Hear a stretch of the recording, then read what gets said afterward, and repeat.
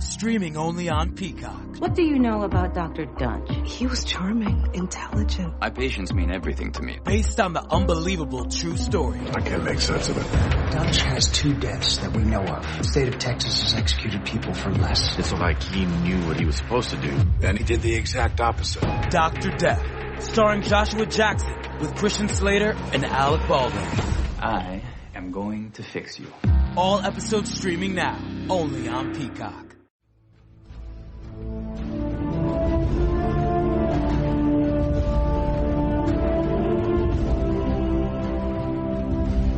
I'm John Batchelor.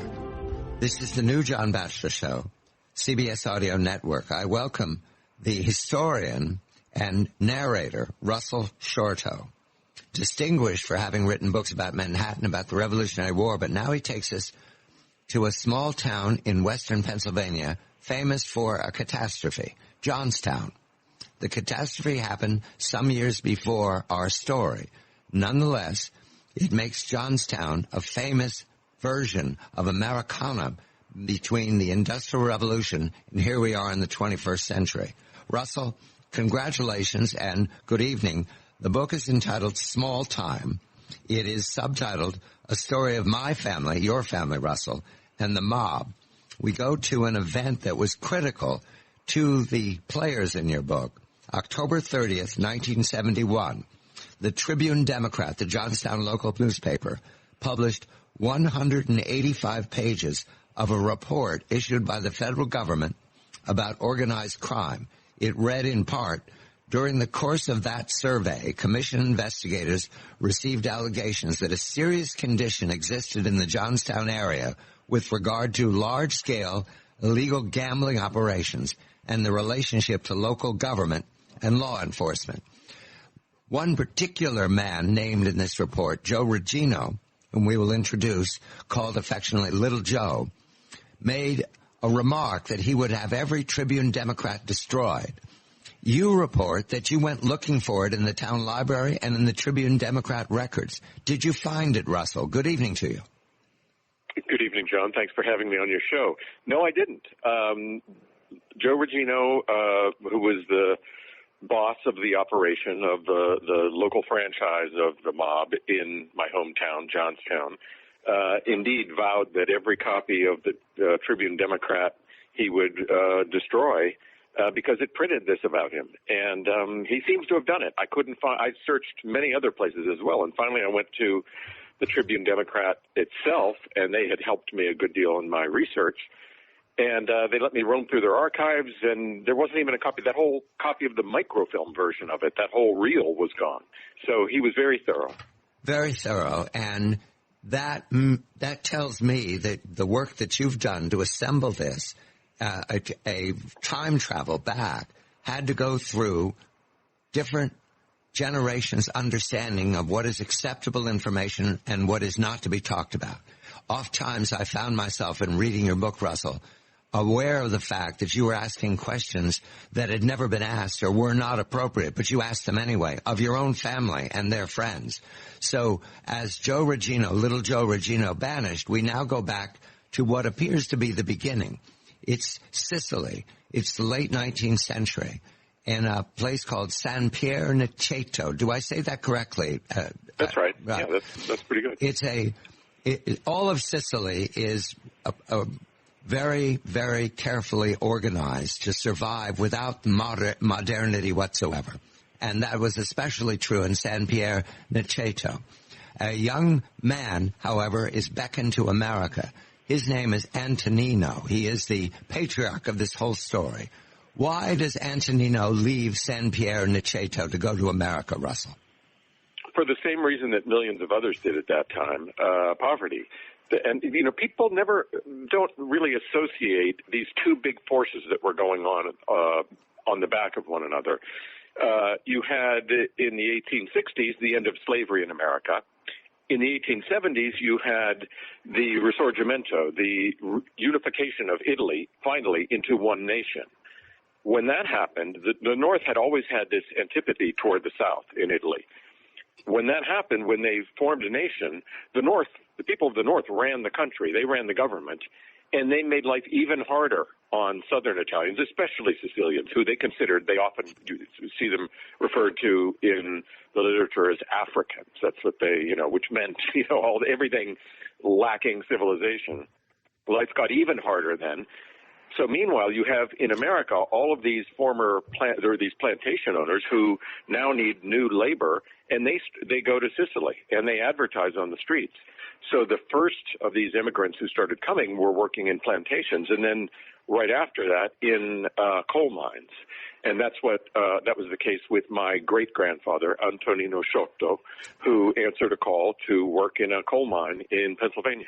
He leaves behind a young wife, Francesca. And do they have children at this time when he leaves, Russell?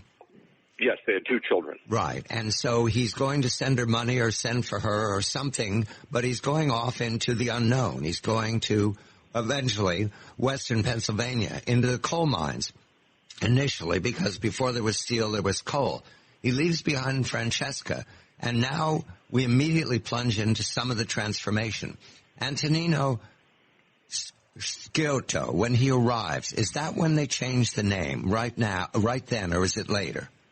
It was later. He showed up first. His first job was at a coal mine outside of Punxsutawney, Pennsylvania, and he worked there for a time himself, and he sent money home. And eventually, though, he sent for, I have to say, his girlfriend, because his wife and children stayed in Sicily, but this girl from the village came, and he had sent for her, and she wrote down his address in Punxsutawney as the address she was going to. And they lived for a time together in Punxsutawney, and then they moved to Johnstown, to another town. And when they moved, they were no longer Antonino Sciotto and Anna Maria Previte. Suddenly in Johnstown, they show up as Tony and Mary Sciotto. So they did this change of personalities almost, of names, and suddenly, and from that moment on, they were a married couple without ever having gotten married. To your understanding, how did Tony, how did he derive the name Sciotto? Did he do it? An official do it? Because the legend is that officials did it when people landed in America. Right. Typically, I think that's the case. I think it was probably an official because, as far as I know, they couldn't write. But the name was Sciotto, and it was pronounced Sciotto. And if you say that with an Italian accent, Sciotto, and an American hears it, they might very well write Shorto, which is how my name is today, Horto. So I think that's how it happened, and they ran with it. It is the beginning of the 20th century now, and after the flood of 1889 killed 2,000 people, the third most Americans ever wiped out in a day. The opening for U.S. Steel and Bethlehem Steel that now dominate the commerce of Johnstown. It's prospering. There are big houses, there are bosses, there are owners, and then there are the workers.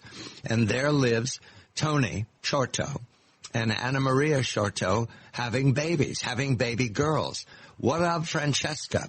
What do we know of her? And Tony visited her. What do we know of those visits? Did he send her money? He went back several times, and that was typical of the immigrants. Remember, you keep in mind there were about 4 million people immigrated from southern Italy to the U.S. in this time period. And often they didn't consider themselves immigrants. They were going, sort of like in later times, Mexicans would come to the U.S., work, and then go back when they could and send money home. That was very much the pattern. And presumably he was going back not just to see his mother, but to see his wife and children, too. So he was living this, you try to put yourself in the head of this guy who's living this kind of, on the margin existence, trying to support families in 2 countries. And he has money because the wages are very good compared to what you can earn in the old world. This is the new world. Daughters arrive in Johnstown. Daughters and sons arrive in San Pier-Niceto. I want to say that both these families are depending upon Antonino's largesse. In one visit, I believe it's 1908, I believe this, my notes are incomplete sometimes, help me, Russell. He goes because he thinks his mother's ill, and something catastrophic happens to him. What do we know of it? He goes back on one trip, and he was apparently kind of showing off. You know, he took people. This was on his departure, on returning back to America. This is 1920, I believe. 1920. This is 1920, and he takes people out there dressed up. He takes people out to a restaurant, and it was clear that he was someone who had money. And he was at some point attacked and murdered. And that was the end of him. And suddenly, then his wife in America, who was my great-grandmother, is left with 9 children, and she doesn't speak English, and she has to figure out a way to get by. It's 1920. We're in Johnstown, Pennsylvania. There are 9 children, mostly girls, but there's 2 boys and one particular boy we're going to follow when we come back. Russell Shorto is the author. This is history, Russell's history, but it's also Johnstown's history. It's America's history. Small Time, a story of my family and the mob. I'm John Batchelor. This is the new John Batchelor Show.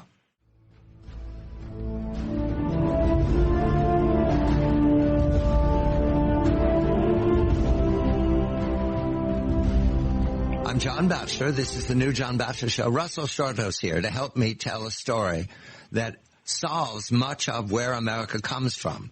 The ambitions of young men and women who travel to America for work and establish families and marry and have children. In this particular case, it's the very famous Johnstown, Pennsylvania, the steel mills of Johnstown that becomes the arsenal of democracy of Johnstown some decades later. However, we leave this threatened family of 9 children and Anna Maria, who is called Maria, Russell's great-grandmother. She must make do with no income. There's no welfare going on. We seize on one of her children to follow for the rest of this story. Rosario, who is called Russell, your namesake. He's born in 1914. What did he remember of his father's death, of being told of his father's death? Is there a family story about that, Russell? Well, the family stories are, that's really what I have to go on, and that he was beaten up and murdered because of the bankroll, the money that he had on him. And so from that moment, he was 6 years old when his father died, and he was the oldest boy, and he becomes, as it were, the man of the family.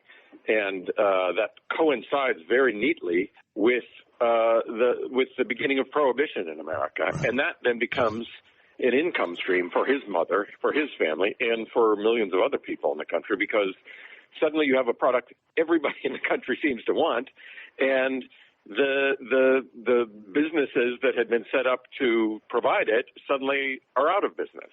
So, like many others, Mary sets up a still in her house, and there was a local man, kind of a neighborhood protector boss, Italian man, who apparently urged her and told her how to do it, and did likewise for others in the neighborhood. And so there she is cooking up moonshine, and her boy is out on the streets with Coke bottles full of it, selling it. And that's how he learns the ropes. In other words, enterprise. I also was charmed by the fact that they keep a pig under the porch, and it gets so big they have to take the porch apart to get it out. That was one of those stories that everybody passed down. Yeah, I think that would have been a memorable incident, especially when you're a child. The girls are named Anna, Perina, Angeline, Sarah, Carmela, Catherine, and Nancy, and the 2 boys are Rosario, called Russell, and Anthony, called Tony, I can imagine. However, we're going to follow Russell, born 1914, and Carmela, called Millie. She's an important factor here because later she will marry Joe Regino, the man we started with. This is one great big family that takes care of itself through what you'd have to say, turbulence of American history. Now, it is the 1920s. Mary remarries one of her boarders, I believe, and is a survivor. And her family is learning to survive as well. Rosario Russell is growing up without a father. You make it very clear that he finds a father figure to give him guidance. I believe his name is Verone. Yeah, Philip Verone. That's right. Who is he? He was a local, this was he was apparently a Black Hand leader. And Black Hand, it's a little, that term is murky, the way, if you look up the Black Hand and what it was kind of an pre-mafia extortion group. A lot of the old guys I talked to in town, they kind of looked at it differently. It was a little bit more like, these guys are looking out for us. So he was this, as I say, kind of a neighborhood leader, and they were, so this is a time when prohibition, so alcohol is kind of the income stream, and at the same time, gambling is huge in America, and it's, gambling is what is going to become the next income stream, and it's hard to wrap your head around it because everything then that they were doing, that Russ was going to be doing, involved gambling, and it's all legal today. The states control it. But then it was such a vice, such an immoral activity that it had to be done kind of in the back streets. And Philip Barone then teaches Russ as a kid, takes him under his wing, and teaches him a lot of things. But the things I know about are teaching him the ins and outs of not just gambling, but cheating. And that's kind of the extra twist in the story, that my grandfather became really kind of a world-class cheat at cards and dice. And I think, in a way, that was really his métier. Well, he's surviving in a landscape that's changing quickly, because we go from prohibition and the turbulence of being left without a husband or a breadwinner or anything in a steel town to the Great Depression that shuts down almost everything. All commerce seizes up. And Johnstown itself, it takes a pause in its prosperity. It is now the end of Prohibition in 1933. FDR is there, but there's very little work. And Russell, having learned to run liquor, bootleg liquor, and now having learned to throw the dice, I think that was his chief activity, although you tell me that he was also practiced cards. He knew how to deal cards very cleverly. So there are a lot of skills here.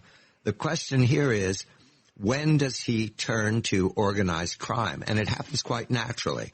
We go back to Carmela, Millie, one of the younger daughters, not the youngest, somewhere in the middle. She meets a man named Joe, who will become Joe Regino. How do they meet, Russell? She worked at a little kind of a candy store at the edge of Central Park. People would go there and buy popcorn and feed it to the pigeons, that kind of thing. And Joe Regino. So we're describing Russ growing up in the sort of prohibition and then gambling world in my hometown in Western Pennsylvania. Meanwhile, this other guy comes of age in the nascent mob in Philadelphia. And one of the fascinating things about researching the American Mafia to me is how it took on the features of American capitalism. These guys just admired the Fricks and the Carnegies and the Fords and all of that. And they then began to open up branch offices. So he was sent from Philadelphia. He was kind of given the job of opening the franchise in Johnstown, this booming steel town. He shows up, happens to go into this little shop, meets Millie, and the story in the family later was he kept going in to buy sodas in order to talk to her, and then he couldn't drink anymore at some point. So he meets her, falls in love with her. He's there to open the kind of what was going to be a gambling operation in town, and lo and behold, her brother already knows that whole side of the town from the ground up. We've got Russell and Joe together. This is important now. It's the late 1930s. The book is Small Time, A Story of My Family and the Mob by Russell Shorto. I'm John Batchelor.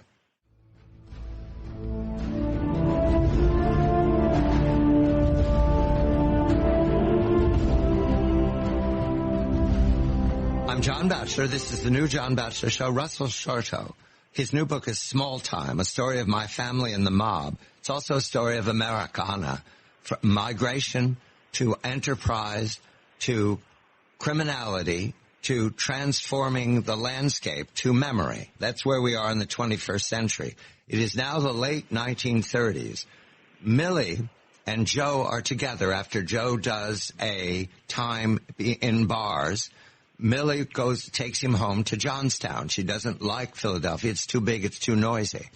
Joe is now partnering with Russell, and their partnership will be extremely successful.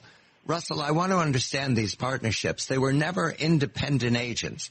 It seemed that they were always connected to larger and larger versions of themselves. So Joe Regino and Russell Shorto, they will find an enterprise called City Cigar, but they don't do that independent of larger organized crime. Do they relate to Philadelphia or Pittsburgh at this point? How is Johnstown connected to the web of organized crime? Yeah, Johnstown was connected to Pittsburgh, and then Pittsburgh was connected to New York. That's the way. You talked about. You mentioned the structure of it, and it's interesting. It's hard to grasp because there was a structure, but it wasn't.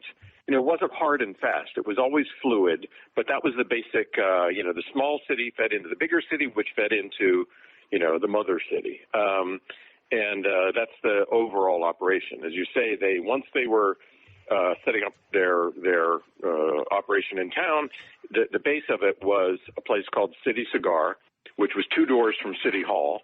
And the front of it was a little cigar shop, and there was a door behind that. You walked through that into a pool hall. And upstairs were offices. So they did. There was the pool. There was pool. They did. They ran a numbers operation. That was the center of their business, which half the town played. They ran card games for the big shots in town. There were dice games for the regular mill workers. They had pinball. Pinball was people gambled on pinball. It was huge. According to the American Pinball Museum, there was more money spent on pinball than on the movies at this time. And they did something called tip seals, which was kind of like a lottery. You bought one and you tore it off, and if your number matched the number underneath, then you won $1 or whatever. I don't mean to go too fast because there are intricacies here. I want to mention that a significant player turns up in 1937, before the war, before the end of the Depression, before Joe goes into the military in Louisiana, and Russell stays at home to be a war worker, meaning critical. The significant player is Mary. She turns up in 1937 working in a cafe in Johnstown. Russell falls in love with her. What is the major attraction to our understanding of your grandfather and grandmother? Well, he was, this up-and-coming kind of a bad boy, so I guess that was an attraction. He was also a really smart guy. She had her own very difficult upbringing, and she left her family home and went to New York City and lived there for about 10 years, working as a waitress at Child's Restaurant, which was kind of the first chain restaurant in America. And so she finally then came back and got a job at a local restaurant. And everybody said that she had, because she'd spent so long in the big city, she had this sophistication about her. She bought herself nice clothes. She knew how to wear them, knew how to wear her hair in the latest fashion. So that would have been naturally appealing to him. The first child is born in 1938. Antonino, Tony, your father, Russell. He's born into an environment that's changing very quickly in the course of his youth, because at the end of the war, that's when the opportunity that is City Cigar, later expanding into different floors of the same building. I write down here, they had the Melody Lounge, they had a bowling alley, they had a boxing ring. Today, of course, they'd own a mall. That's what they'd be doing today, several malls. They'd network. But in those days, you just owned one building with different floors. However, this is organized crime, and the money now at City Cigar is prodigious, running from the 1945 on. What about the authorities? You mentioned one particular, Detective Carroll, I believe his name is. There are a lot of arrests between 45 and 46, and then Russell's not arrested again. Why do we think that's true?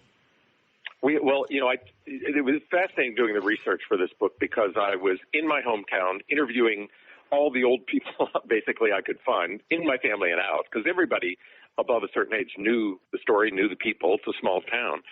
And I did it with my dad. My dad was in his early 80s, and we spent a few years together doing this work, trying to uncover his father and his life. And we made this really memorable father and son trip to the county courthouse, where we requested my grandfather, his father's arrest records. And we got this stack of them. And they're all for gambling. The first one's for running a card game out of the trunk of a car. But as you say, they stopped. And they stopped because they had figured it out. Russ and Joe had figured out the system. And the system was you pay off the mayor, you pay off the cops, and you create this kind of protective umbrella over the operation. And from that moment, and this is the late 40s, the mid to late 40s after the war, that's when everything really starts. They've got their system down. They have their protective umbrella over them, and they begin to proliferate with these different kinds of offering these, like Las Vegas, like the state lotteries, offering how many different ways can I tempt you to give up your money. March of 1951, a young politician named Estes Kefauver enters the picture. What is his mission, and how does it affect Joe and Russell and the operation? Throughout the 50s, you have this interesting situation where the mob is rising in America. And, the backstory to my book is everybody knows the mob. They think of New York and Philly and Chicago.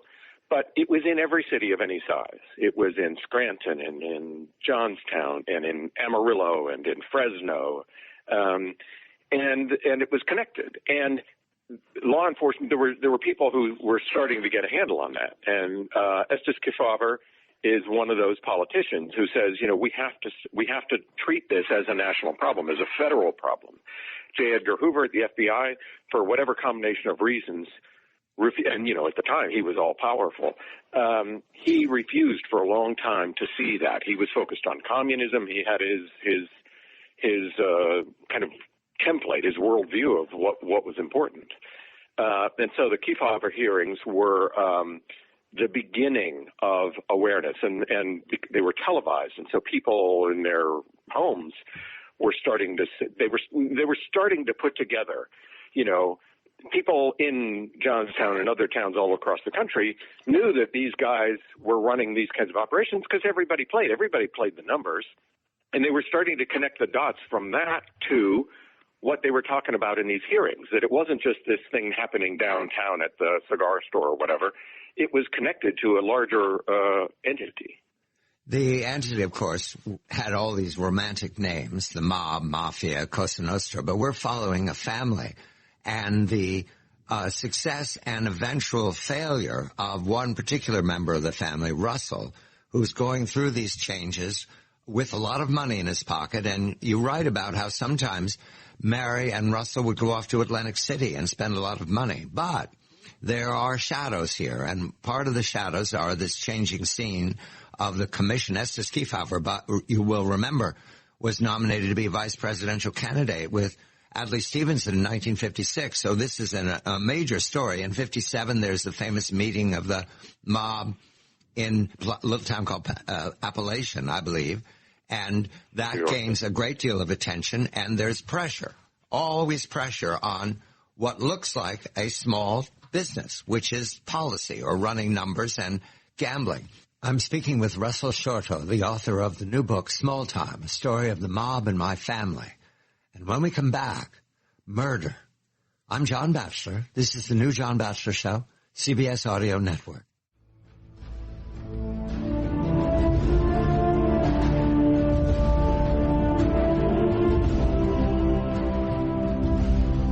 I'm John Batchelor. This is the new John Batchelor Show, CBS Audio Network.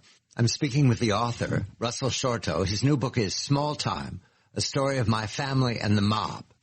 We come now to an event that's important to mention, because I want to get back to the family, but I want to frame this. There's a murder, and the murder takes place off camera. We don't see it, but Russell's done the best he can to put together why it happened and what it did to the operation. His name was Pippi DeFalco. The year, I believe, is 1960. Is that correct, Russell? February 60. Yeah. Why do we believe he was murdered? And they found his body later that spring coming up out of the river. And that rocked everybody and seems to have been the beginning of the end of Happy Times. Why was he killed? Who killed him? Well, the murder was never solved. When I first started meeting with people in town and saying, I want to look into my grandfather, I want to understand who he was and what that world was, invariably, each one of these old people who I sat down with would say, the story about Pippi, right? So, it's still to this day, that story echoes in town, that he was a bookie, he booked sports, he worked at times for Russ and Joe, but it also at times he would go out on his own, and apparently, and this may have been his undoing, he would also at times work for one of the neighboring operations in Greensburg or McKeesport or New Kensington. And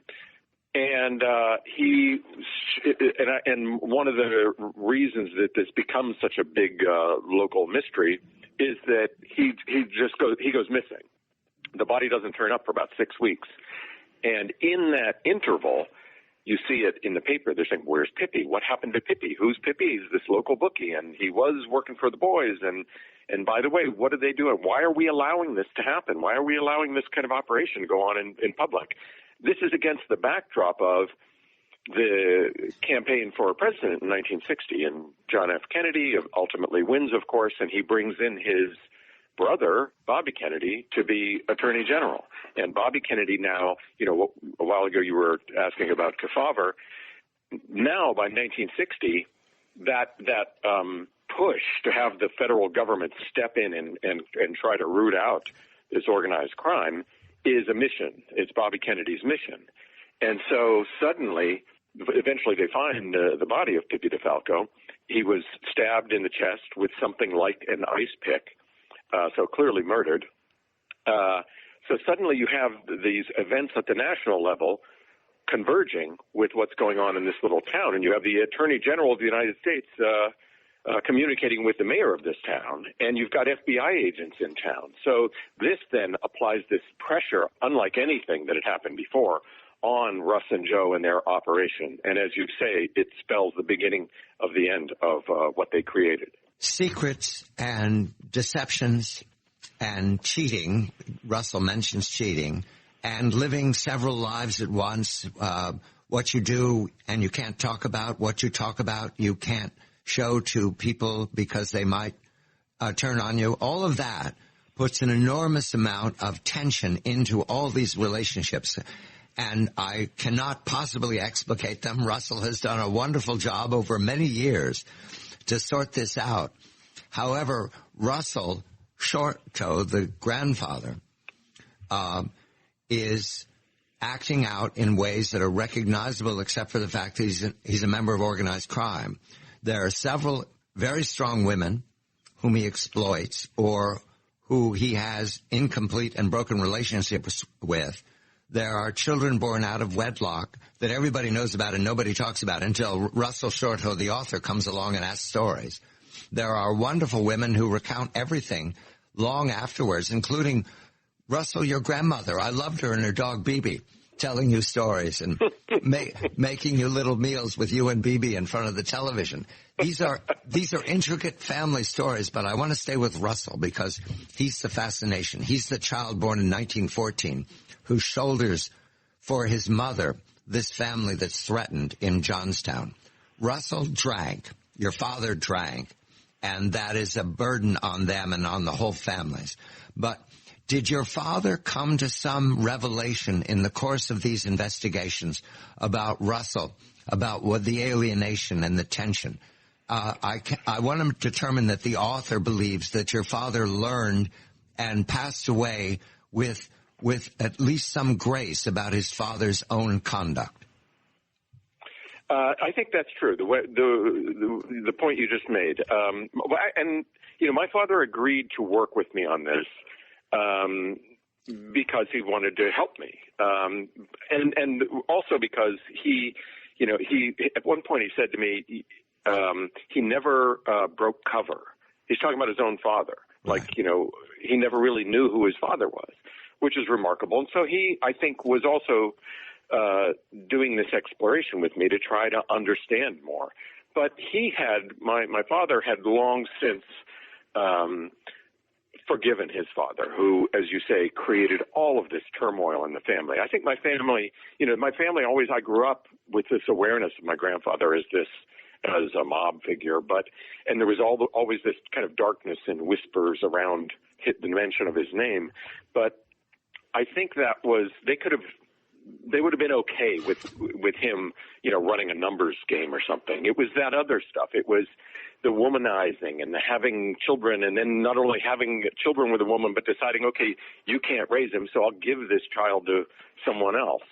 And then this drinking, this binge drinking, and the blackouts, and just that kind of havoc that it played in a family, which it happens to happen with this mob context, but that can happen in any family, and those are the sort of things that really stay with it and carry on into the next generation. And that's what my father and I, in a sense, were dealing with as we were moving through this material. I don't want to do psychology. I want to do opera, because I thought of Russell as an opera figure. And I always picture him, born 1914, 6 years old, his father's dad, and he takes on a responsibility that no 6-year-old can possibly manage. Nobody. No, a 16-year-old, a 36-year-old cannot manage a family of 9 with no source of income, and a woman who's determined to survive in a country where she does not speak English. Did we mention that? Did we emphasize? Anna Maria spoke only a few phrases at the end of her life, and she survived, and Russell had to be a reason for her survival. I don't know about the alcohol. That's probably just doing business, but he had the sickness, and we understand about alcoholism. But the networking he did. He was a corporate man, Russell. That's what I said before that was available to Italian immigrants. We've not emphasized the prejudice towards the Italians. You mentioned it when they first were invited to America in the early part of the 20th century, but that prejudice survived.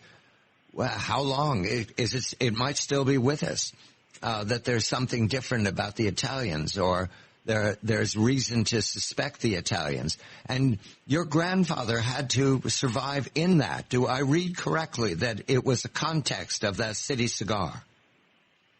You're absolutely right that prejudice we didn't mention strongly enough up to now. You've got two things. You've got American immigration. Come here because we need you to do work that we don't want to do. And then you've got the prejudice. Suddenly we don't like these people who are from somewhere else who don't speak the language properly. And all importantly, because America thought of itself very much as white Anglo-Saxon Protestant nation, they were Catholic. And that was a big thing. People were, in the 1920s, when people were fed up with all these, not just Italian, but Irish immigrants and Poles and Hungarians, that's when you have the return of the Ku Klux Klan. And you've got these big parades in Washington and New York, the men in their white robes and the whole deal. And it's against the Catholics, and in this case in particular against these Southern Italians. And that helps to give rise to the American Mafia, because they were discriminated against. They couldn't pursue, the kinds of jobs, the kinds of careers that might be open to other Americans, and yet they were given that as models. The men of business, the titans of industry, they were their models. So in a way, in a remarkable way, the American Mafia is a mirror of American capitalism. And City Cigar represents the center of a completely transparent organization if you're inside the organization. I think one of the reasons we puzzle about Pepe DeFalco is that he was skimming, wasn't he? And somebody caught him at it, and he paid for it, but we don't know who. Is that how you understand Pepe? That's one logical, maybe the most logical explanation of why he was killed. It's also possible he was known around town as he'd like to be a ladies' man. He had a wife at home, but he liked to, impress the ladies. And one way he did it was he always carried a big bankroll because he was, the nature of his business. But people said he would carry like thousands of dollars, which in 1960 was an awful lot of money. So it's possible he was just murdered, and that then, since he happened to be a figure in that world, helped to touch off all of these, start all the dominoes falling. The generations are gone. but Russell's here to remember them. The book is Small Time, A Story of My Family and the Mob. I'm John Batchelor. This is the new John Batchelor Show, CBS Audio Network. Streaming only on Peacock. John Wayne Gacy killed 32. Straight from the killer's mouth. They want you to believe that I alone committed these murders. The new gripping 6-part documentary series, John Wayne Gacy, Devil in Disguise. All episodes streaming now, only on Peacock. Streaming only on Peacock. She was this moneyed, social girl. Ghislaine Maxwell had it all until she met Jeffrey Epstein. Maxwell helped connect him to the wealthy and famous. Then it all came crashing down. Ghislaine Maxwell's charged with enticement of minors, sex trafficking of children, and perjury. Now a new 3-part documentary reveals her story. How on earth could she have got to this place? Epstein's Shadow, Ghislaine Maxwell. Streaming now, only on Peacock.